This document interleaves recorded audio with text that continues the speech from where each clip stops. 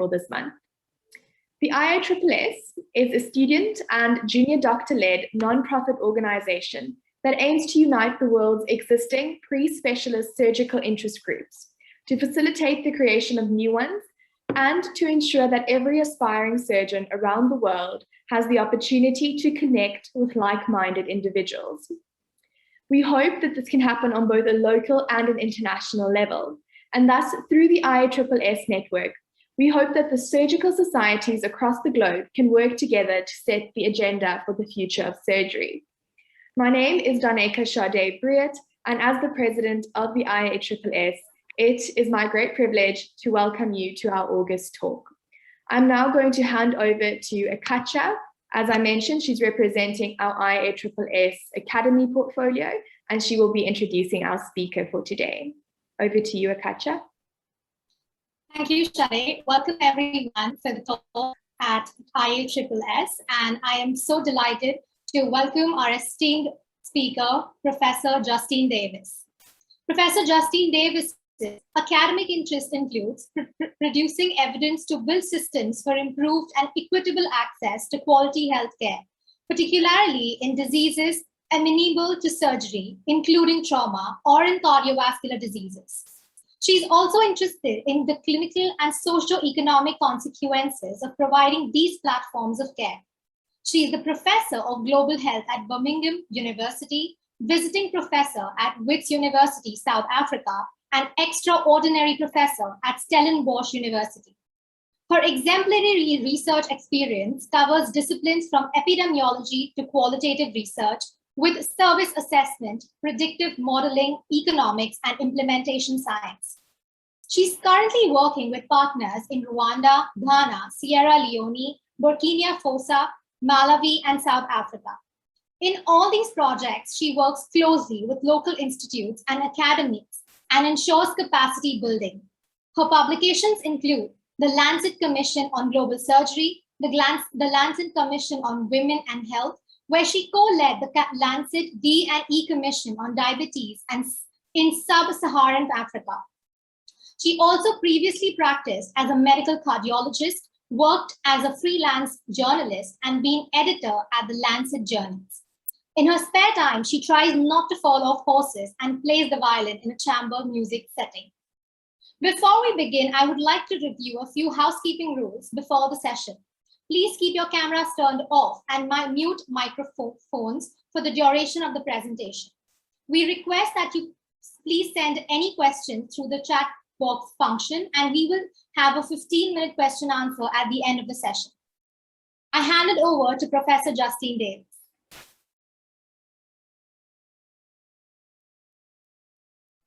Thank you very much. I'm not sure whether the introduction makes me sound esteemed and learned or just slightly crazy, but I hope I can strike a balance between the two. Those of you who know me probably know there is tendencies to craziness, as well as hopefully some knowledge. So thank you so much for inviting me to give this talk, and also I really apologise for a personal crisis that meant I couldn't give it as planned a couple of weeks ago. So thank you for being accommodating and inviting me back. So you're all students or people who are learning. We're all learning throughout our lives. With an interest in surgery, which is great. I mean, that's very close to my heart. So what I thought we could do is have a little chat. And then we've got a talk that I will give, and the talk is actually on writing papers, so it's very superficial, but hopefully we'll give you some hints, and then we can have another chat at the end, which I know some of you have sent in questions, but we can have a general chat as well for anyone who has anything that's triggered as a result of the talk. So I was going to have a conversation with you, really, so please feel free, anyone who's feeling brave, please be brave, it's good to be brave, to answer some questions and enter into a conversation. So my first kind of question that I was going to propose to you guys is why do you want to write papers? Why do you want to publish?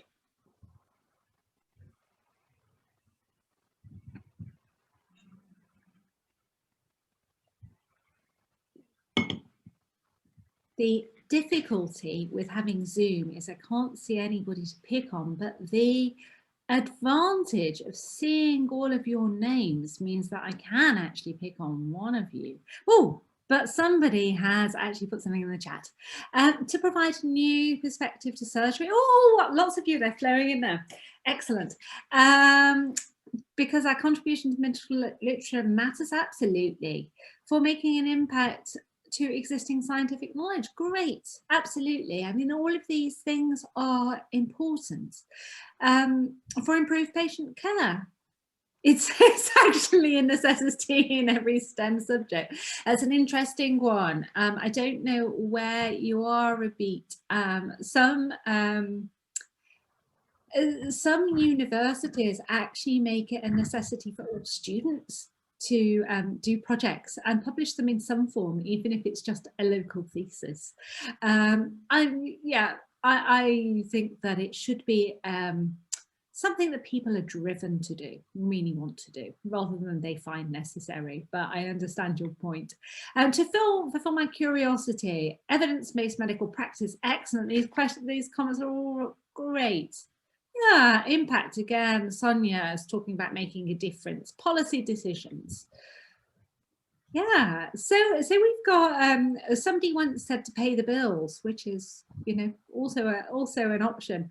Words will reach out to those in the medical field and elsewise. They will inform and inspire. Absolutely. So the motto of the Lancet was to educate, inform, and inspire. To be very honest, improve our CV. Yes, so we've got the altruistic, we've got the self-centered, we've got the somewhere in between, curiosity, which leads to both.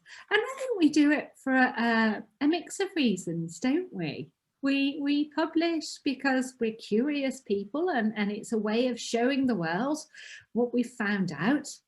Some of us are also benevolent people. We want to help people, and the way to do that is to find out and spread the word. We want to change policy. We want to, as Ankit has said, we want to help in the public understanding. So go beyond patients and actually help the public understand. Edem, plan for the future. Yeah, that's not Idara, is it? Idara Edem that's writing that? Do respond in the chat if it is. Idara Edem was my student, that's why I ask, and it's an unusual name for me. To explore the topic I'm interested in. Yeah, so we've got all of these reasons for publishing. How much, the next question I have, because we all have curiosity, we all need to pay bills, we all have egos, undeniable, and we all want to change policy, and we all want to help patients. I've got a question for you now. I'd like you to put a percentage number on the amount of influence you think our published work has on, let's go with policy. How much do our research findings change policy? Put some percentages down.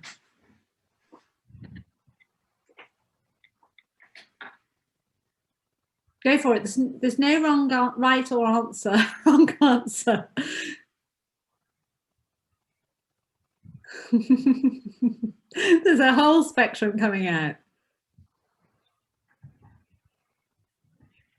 So we've got from 0.001 or something to 60 to 80. So we've got optimists and we've got pessimists. This is great.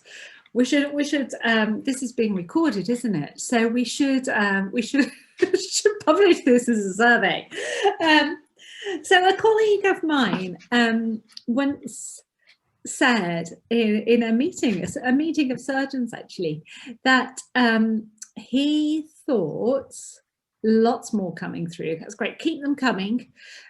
So he thought that research probably contributed about 15% towards policy. Now, this was a gentleman called Jeremy Schiffman. He was a professor of Harvard, and this was his area of interest, is getting research translated to policy. And he found it was only about 15%. That, as one of you have nicely articulated, very much depends on the research, and it very much depends on the field, and it very much depends on the policymakers. But we need to do better. 15%, which was Jeremy's opinion, because there is no data on it, is actually quite poor.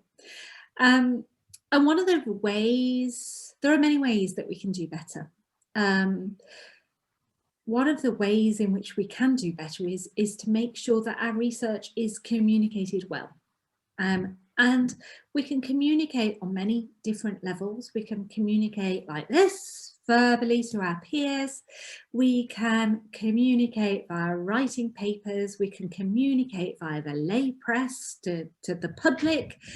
We can communicate in meetings to policymakers. I see more comments coming in. That's great. Yeah, so another optimist, the percentage has gone up. Well, it might have. You're absolutely right. COVID may have made policymakers realise that we need to listen to the scientists more. But in whatever way we're communicating and who we're communicating to, we have to communicate clearly. So what this talk is going to be is about clearly writing scientific papers. And that's so we can clearly communicate with our peers.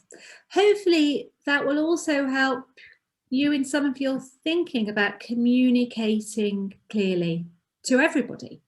What you don't know is that I trained as a lawyer. So I did part of the training as a lawyer, and lawyers obviously have to communicate clearly. Now, I wasn't a very good lawyer, but I did apply some of that learning to communicating science, hopefully reasonably clearly. So I'm hoping to pass on some of those lessons to you now. Now, before I continue, can you all hear me okay? Yes, we can. Excellent. So I'll keep my video on because that might stop you falling asleep. But let me know if I fade out and you need me to turn it off. So there you go, that's me, and this is about writing clinical research papers. So next slide, please.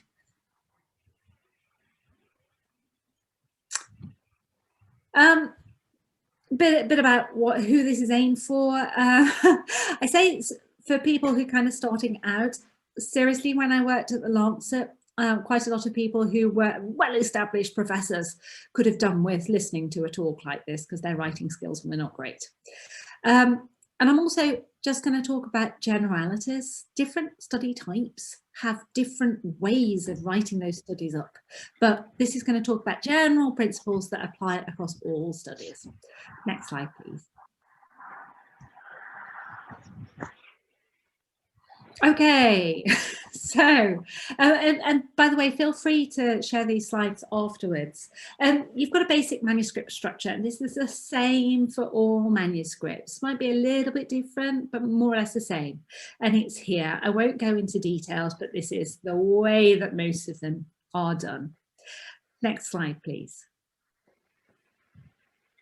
So this is important. So there are guidelines for doing studies and writing them up, and so you kind of even don't have to think or remember, but before you do anything, look at this resource called the Equator Network. Also, Journal Information for Authors has a lot of information on how to write things up. These are all resources for writing, and that comes, you start your study here, you get to here and you write up. And sometimes people get over here and they look at these write-up guidelines and they say, oh dear, I needed this at the start and I never collected it. So it's always really useful to look at these guidelines before you start, because then you can make sure that everything you're going to do in the study will be you'll be able to write it up in a way that's acceptable. And I say that because you might not be aware, but for a clinical trial, you have to have registered that clinical trial before you start in a database. Now, most people do know that now, that are doing clinical trials, but no journal will publish a clinical trial that hasn't been registered in this database before the first patient has been recruited.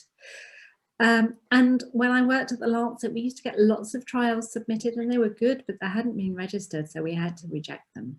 So it's really important to look at these guidelines before you start. Next slide, please. Here you go. So this is just an example of the Equator network and what it looks like. It's very simple, and you've got a whole list of study types there, and basically you click on them and it will give you guidelines about how to write them up. So if you're doing a systematic review, before you even start, click on the thing that says systematic review and it will just tell you really nicely what this thing's going to look like at the end. And it's like making a dress. If you're making a dress, you want a pattern. This is your pattern. Next slide, please. Okay, so where to start? Oh my God, it's really hard to get started. Once you've started, the words will flow. You won't ever be able to stop. So this probably comes in.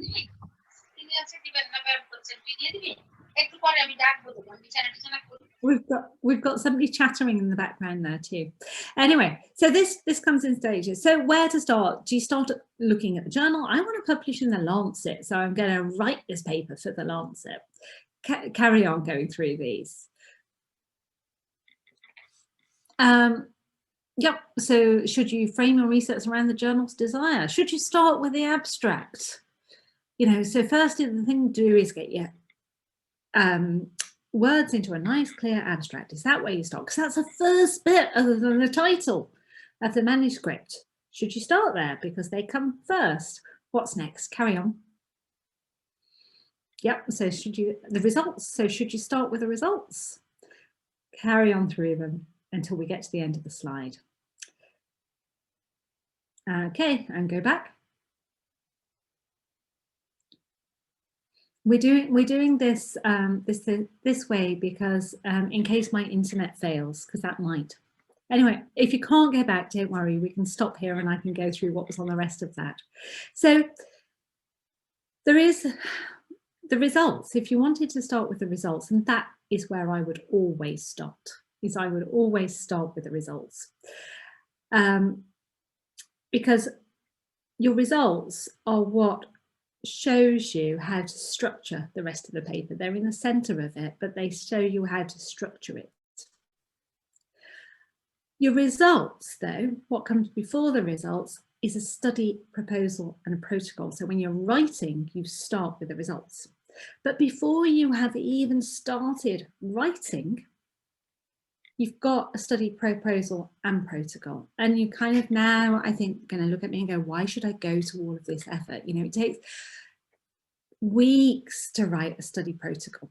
And the reason that you want to write a study protocol is because that focuses your mind. Before you start doing anything, it focuses your mind on why you are doing the study. And that's the first bit, is that a literature review to identify where there are gaps in knowledge. So you know that this field is important, you know surgery is important, you want to publish something on surgery, but what to publish? You need to know what other people have done and whether your research is going to add anything. So you want to do that literature review first, and then you pose a question to fill that gap. And then your study protocol basically is like a recipe that says, how am I going to answer that question? And basically a study protocol will have, in your protocol, you'll start with your background. You know, this is the background. This next bit is the gap that I'm going to fill. This, the methods, are how you're going to fill that gap. And when you come to write your paper, even though developing this protocol is tedious, you already have the background and the methods for your paper. Yeah. And the results, as I say, are the center of this paper. The other thing that people do badly with writing papers. So my experience is from working at the Lancet and reading quite a lot of papers where people have done badly. And I also, now I write my own papers, fall into these traps, is that everything needs to come in order. So I say start with the results because that's the center of your project. That's the center of what you've got, and that's how you'll be framing your whole paper. But the results need to be reflected in the methods. The methods need to be designed to answer your question. So it all needs to follow on seamlessly so that when people get into the discussion, which is the last bit, they go, aha, I understand now why, I understand the journey through this paper. I understand the background. I understand the gaps. I understand how the methods fill those gaps. I understand how the results provide data on those methods and how the discussion is telling me how it all fits together as a whole. Carry on.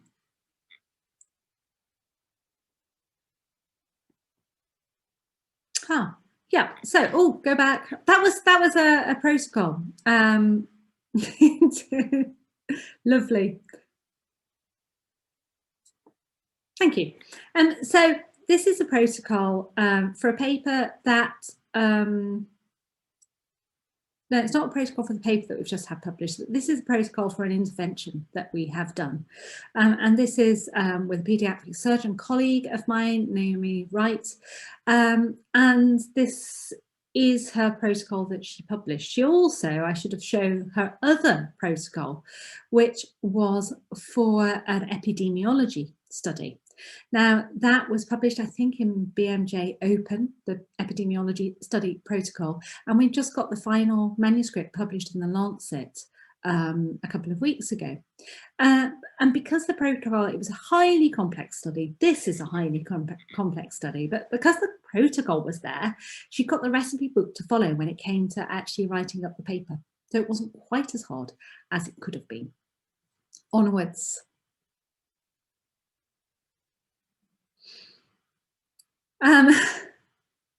So this is where I like to pause,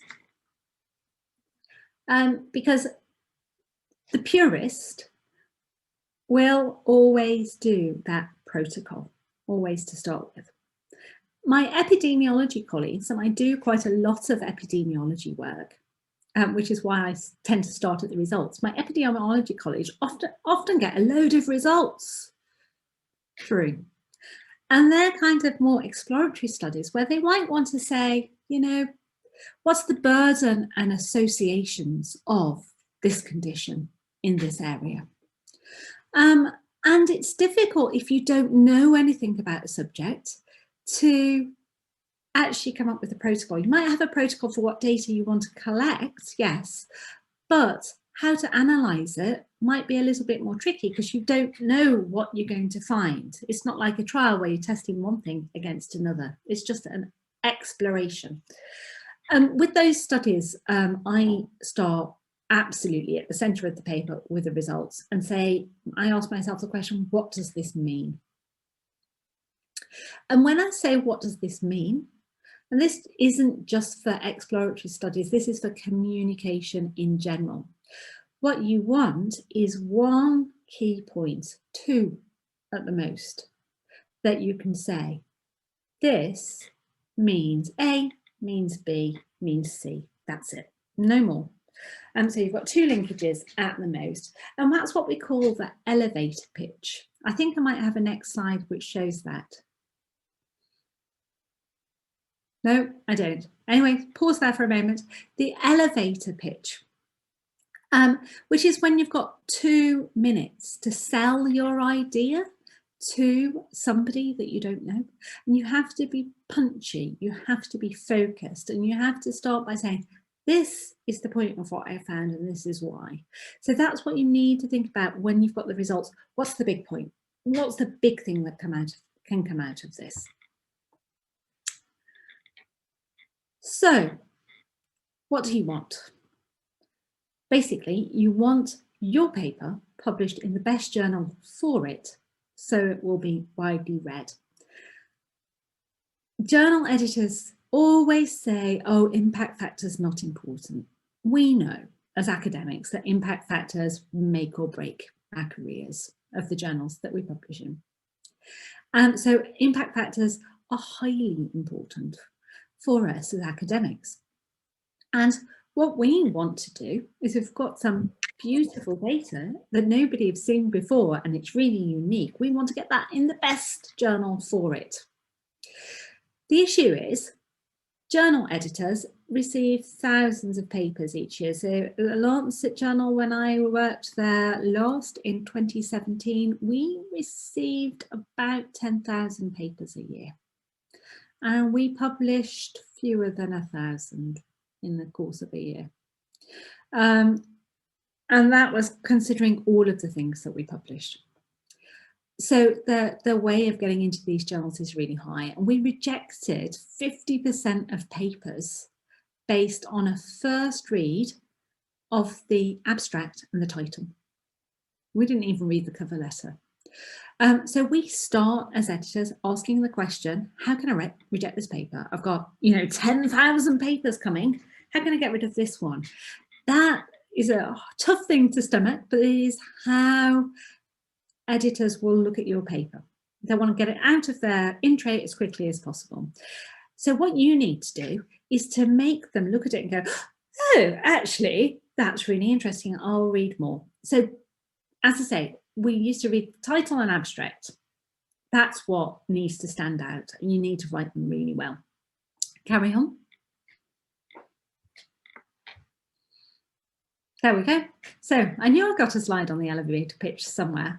So basically your title is what I was talking about earlier. It's the elevator pitch. It's that, why is this important?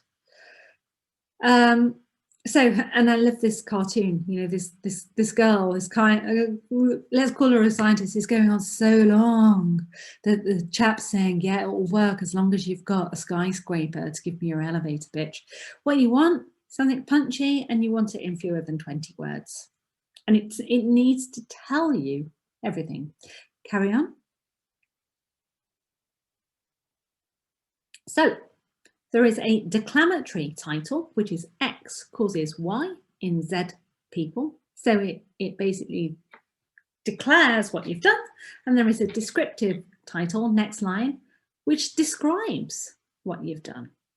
So the declamatory title says, this is the finding. A descriptive title says, we did a study looking at the effects of this on that and blah. And it doesn't actually tell you the finding. So I worked at the Lancet Journal, and they have descriptive titles. They don't like declamatory titles, and that's probably why I prefer descriptive titles. I also understand that if you have found that, I don't know, gastric cancer affects 50% of people in a small town in China, you might want to get that headline out there, declare it. So yes, look at what journals want, but also if you've got something that's really sexy and you want to get it out there, you might want to put it in the title. The authors. I only work with people I like. I refuse to work with anyone I don't like, because life is too short. So choose your colleagues wisely. You want people you like, and because you like them, they will collaborate with you and help you do the work, and likewise. So you want people that you like and that you know will do the work. Generally, in medical publications, the first author has done most of the work. The second author has done quite a lot of the work. The last author has done an extraordinarily large amount of work supporting the first and second author to do the work. And that's how it usually works. The corresponding author has also done quite a lot of work. And those traditionally are the main positions of authorship for people who've done a lot of work. Fortunately, we're kind of moving away from this first, second, last corresponding author. And now, certainly in the UK, if you are in a paper with 15 other authors, that is enough to say you've contributed substantially. Otherwise, we look at the contributors' statements. But that's kind of how it works. What we've done in quite a lot of our Lancet publications is that we've got a collaborator group, and there's no authors named on the first page because everybody's contributed in their own way. And then in the appendix, we will detail exactly what everybody has done, and everybody's listed as an author, and it's just a more transparent way of doing things. Next slide. So there we go. You can go through to we get to the bottom of this slide. So there are IC, and there are 4 points. There are ICMJE criteria for authorship. And this is important because you don't want guest authors on manuscripts, because you want people who've actually done the work. So if you've got a supervisor that just puts their name at the end of the manuscript, that's just not good enough. At your stage, it's difficult to tell them to go away, but really the supervisor, the last author, should have done most of the work in supervising. So these are the criteria, and these are internationally recognized criteria for authorship. And whenever you submit a manuscript, the editor will want to know that everybody who's got their name on the paper fulfills all 4 of these criteria. I won't read them out. I'll let you look at them in your own time, but it is all 4 of them must be met. Next slide. Oh, I'll leave you to read that in your own time. I know we want a discussion at the end, so carry on. So this is what I was saying about inappropriate or non-authorship. So there's 3 G's. There's guests. The guest invites him or herself onto your paper and says, "Oh, hello. I would like to be an author," like your supervisor, for example. There's a gift where you say, "Oh, I want to work with you in the future, and I've got this paper that I'm working on, and maybe I can put you on as an author, and maybe that might help." So it's giving authorship, even though they don't meet these criteria. There's also the ghost, which is the disappearing author, which is somebody who has actually contributed a huge amount to the research, but never actually gets mentioned on the paper. And that's just as bad as having somebody who isn't appropriate. Often the ghost might have moved to a different university and been forgotten about. So do remember everybody who's contributed. Next slide. So, yeah, so the abstract must be clear and it must be succinct. As juniors, you'll tend to want to write lots in the abstract, in the background, and lots in the discussion, but they have to be short. The background, 2 sentences maximum. And at the end of the background, you want to say, our hypothesis is, or our aim is. So the first bit of the background, description. Second bit, this is a massive gap. Third bit, our aim is. How did you do the study? This is the methods, and what you should really have in the methods is a lot of detail. And you've got to think about the order in that you're going to present the results when you're writing the methods, because everything has to be written in the same order at all times. So method 1, 2, 3, and then in the abstract results 1, 2, 3, and they match. Usually you start with the most important outcome, the primary outcome, and then you go on to secondary outcomes. Again, the results, absolutely the same order as the methods, and don't introduce a result which doesn't have a method accompanied with it, because that just confuses people and editors don't like it. And it also means that they're more likely to think you don't quite know what you're doing and they might reject it. Then the conclusions, have you shown something new? Again, conclusions where often people try to say a little bit more, but 2 lines for your conclusion. Don't reiterate the results. You've already said what your results are. Talk in the conclusions about what it means. Next slide. So then your next section is the background. There should be some, yes. So, and what you want to do in the background is you want to tell your story. And the story should be 3, maximum of 4 paragraphs. And it, as I say, it sets the scene. So you've got your first problem statement. And the traditional problem statement, and I wrote it for general surgeries, currently there are missing. Oh, hello. Somebody came in there. Somebody muted me. Sorry, I don't know if you didn't hear me. Is everything okay? Yes, we can hear you. Okay, great. So the traditional background for surgery papers is a number of people in the world who lack access to safe, timely, affordable surgical care. 5 billion people lack, and that's traditional and also now a bit boring, but that's what you need to have. You need to have a problem statement, what the issues are. Then you need to journey through and say, what are the gaps in knowledge which would allow that problem to be addressed? Then you need to say how this study might contribute knowledge to fill those gaps.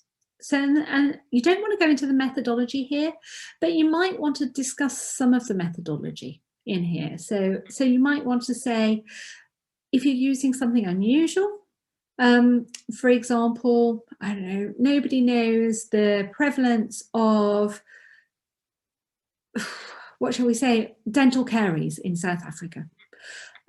Verbal autopsy is a method where one can look at the deaths due to dental caries in South Africa. And so you might want to therefore say something about any unusual methods that you're using. You don't need to talk about any methods that aren't unusual in the background. You don't need to talk about general epidemiology methods or trials methods. You don't need to do that. But if you've got any unusual methods, they can go into the background. And then you end your background with a hypothesis. Our hypothesis is that blah aims. We aim to prove this by doing blah. Next slide. Yeah. So basically, methods depend on the journal type and the study type. So what I'm going to do here is present some generalities. Next slide. And scroll through until you get to the bottom. So generally, you want the study location, the study population, that's enough. And the study population is the inclusion and exclusion criteria, and these can all be headings in your methods. Usually, some journals don't want headings, but think of them as headings, as sections. Ethical considerations, including ethical approval, patient consent, outcomes, and your outcomes usually useful to think of them as primary, the main outcomes, secondary, the important but not main outcomes, and exploratory outcomes, wouldn't this be interesting sort of outcomes. And then how those outcomes were assessed and measured. And then, and by assessed and measured, I mean things like if you've got blood pressure as an outcome, we measured blood pressure using an Omron machine 3 times with a patient sitting using averages of the last 2 measurements. That's how detailed this needs to be. And then statistical considerations. If you've got a power calculation, this goes here, and how you analysed the results. And I've put in brackets pre-planned because usually you want all of your statistics to be pre-planned. So you know before you get the data how you're going to analyse it, because that is thought to be less room for bias, or leave less room for bias. At the end of the method, you normally say who funded it, and for trials, this is registered on blah, or for systematic reviews, this is registered on Prospero. Next slide.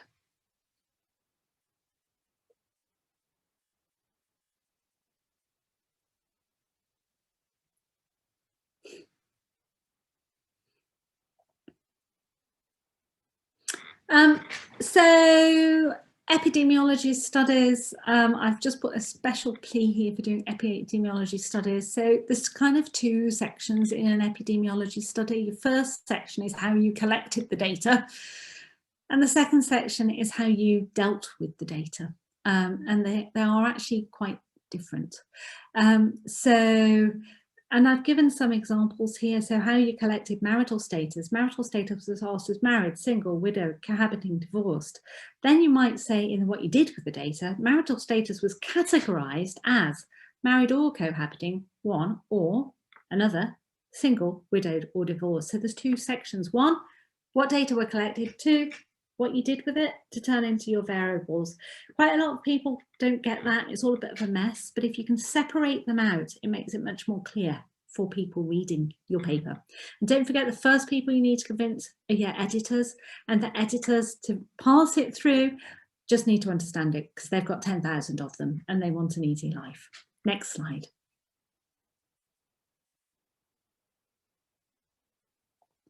Is the backwards and forwards button not working? Sorry about that. Results. So basically, the results, simple. They need to be just exactly what you say you'll do in the methods, in the same order that you'll say them in the methods. The first thing, though, is the baseline characteristics of your population. So you've got the numbers of people in the study. That says there were X number of people in the study, and their characteristics were their mean age was, the number of females, number of males were, their, I don't know what else, and I'm into blood pressure today.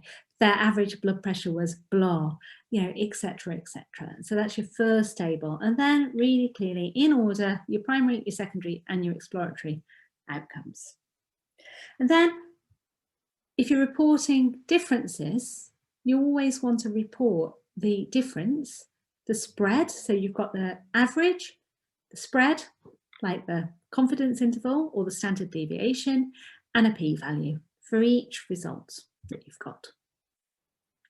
Next slide. Tables, there's no rocket science here. Basically, you want a maximum of 3. First is your background characteristics, second is your main results, and third are any exploratory outcomes in general. Next.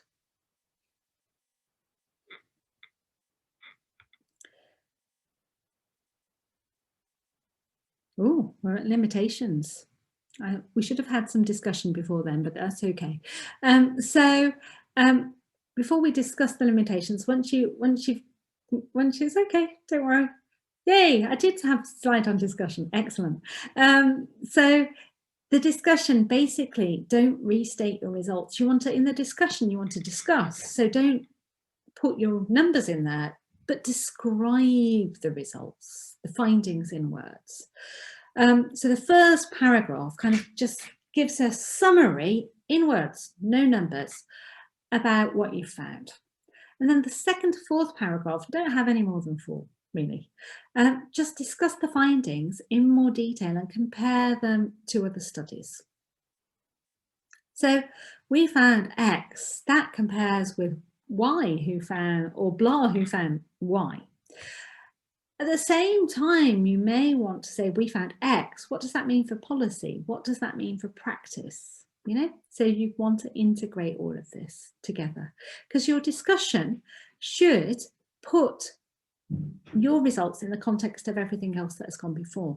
So basically, if you and your other colleagues that have, you know, have done similar research, have all found things that are pointing in the same direction, that might be a strong indication that clinical practice needs to change, you know, and that's what you bring into the discussion. Onwards.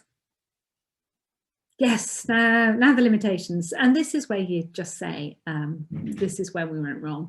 So I've put this as this is where you air your dirty laundry, and basically say, you know, our study had several limitations. All studies have several limitations. Nothing is perfect. And this is where you state really plainly and simply what they were. You don't need to hide them, but if you can, try and think of a positive spin. So we've currently got a study where we have looked at outcomes in a cohort of people in Iran. And it was one small area in Iran, but it's the only study of its kind. And so what we've kind of said is this was one cohort in one small area of Iran, and it's not nationally representative, but it's the only study that we have that looks at this outcome in this sort of population. So that's kind of what you want to do here. This is a limitation, but, you know, we had to do that. Next slide.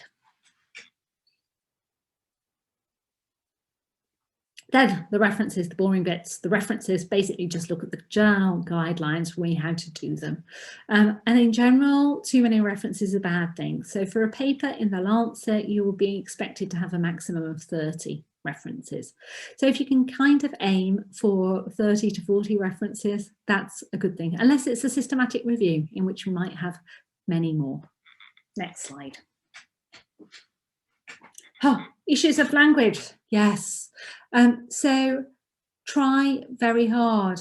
How many references is bad? Somebody's asked. I would say any more than 40, I think, is probably a sweet spot. More than 50 is really bad. So that's what I would aim for in a paper. A systematic review might want far more. I think this is the last slide. Issues of language. Abbreviations that aren't standard abbreviations that are well known drive people mad. So just make sure that you try not to use abbreviations unless they're really well known, not just in your research group. Most journals write papers in English or publish papers in English, or I mean there's more now in French or Portuguese, but whichever language you're publishing in, get a native speaker to read it if it's not your native language, because it needs to be easy for reviewers and editors to read. A happy editor is one that is more likely to accept your manuscript. Next slide. There you go. That's it. The end. Okay. So I hope that was vaguely useful. Now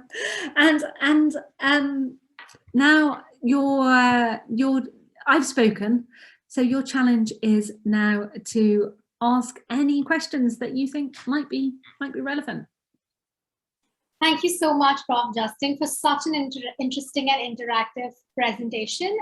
We do have a few questions, starting with the first one. For an international student in his second year of medical school, what should be the course of action to write a research paper in the field of surgery? That's an excellent question. I suppose my question to you is, unless you have a burning question to answer, then I wouldn't, as a second year medical student, be that concerned about writing a paper. So if you've got a burning question that you want to answer, that you've identified it's important, there's a gap in the literature, then I think what you need to do is go and talk to a supervisor at your medical school and say, hi, this is a problem. I want to answer it. How do I go about answering it?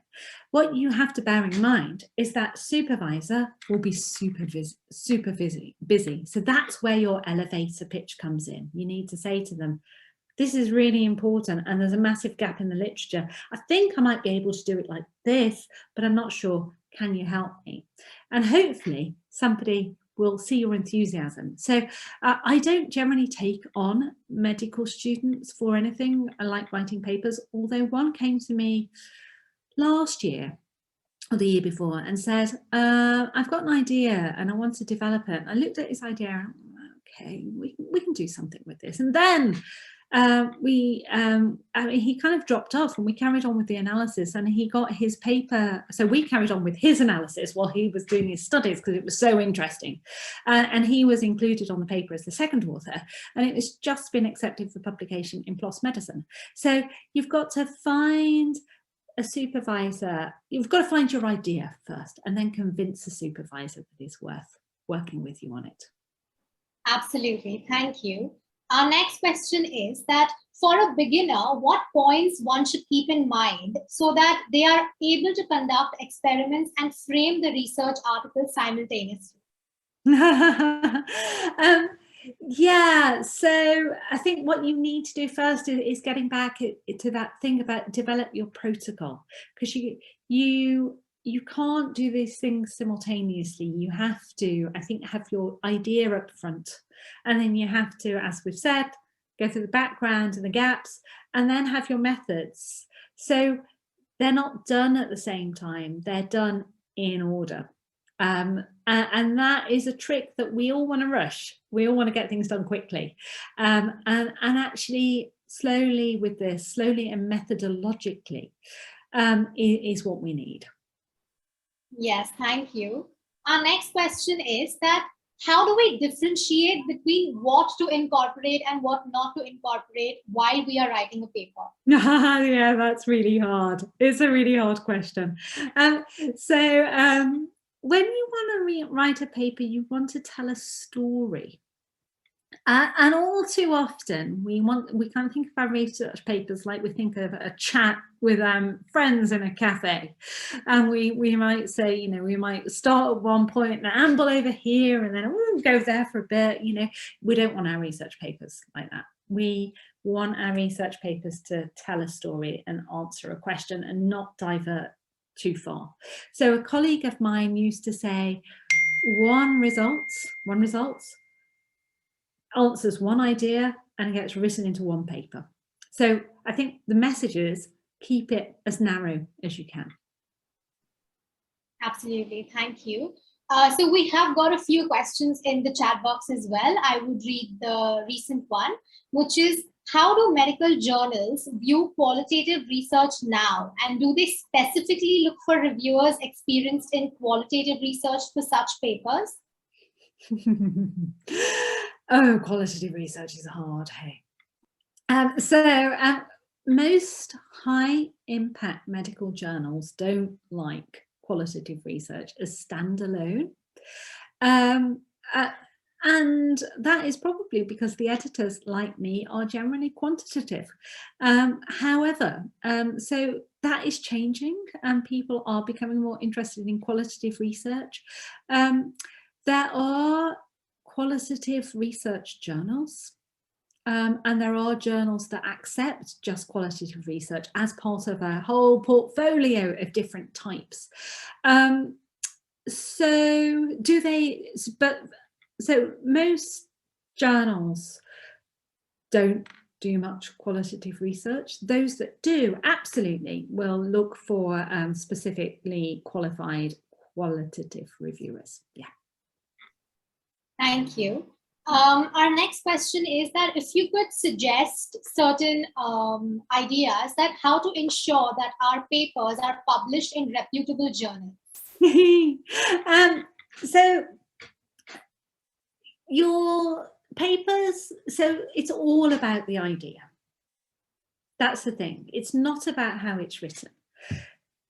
So your idea will get you published in a good medical journal. If you've got an idea that fills a gap, that will get you published in a good medical journal, as long as it's written well.